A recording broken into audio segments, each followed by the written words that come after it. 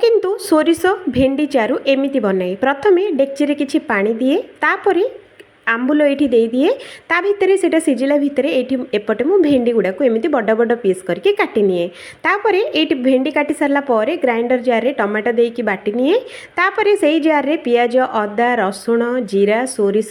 सुखिला लंका पानी देकी याको चिकण करके बाटी आने पानी रे फुटीगला पर भेंडी से टमाटो आठी सोरिष बटा हलदी गुंड लंका गुंड धनिया गुंड स्वाद अनुसार लुण देकी याको 5 ରୁ 6 मिनट बढ़िया से फुटेबा बढ़िया से जिते बढ़िया सेमती सिझिकी फुटीଯିव तो यापाई गोटे तड़का दबा तड़का पैन रे फुटण तेल हेंगु सुखिला लंका पियाज रसुण छेचा भृसुंगा पत्र देकी याको कड़ा करके टिके नाको भाजी नबा बढ़िया से कड़ा होगी भाजी हो सारा पर यही छुंगटा आधे मिसई नबा आ चटपटा टेस्ट अधिक आसापी ये गोटे चामच गुड़ देकी 5 मिनट सिझेकी गैस टाको बंद कर नबा चारू रेडी पूरा भल लगे।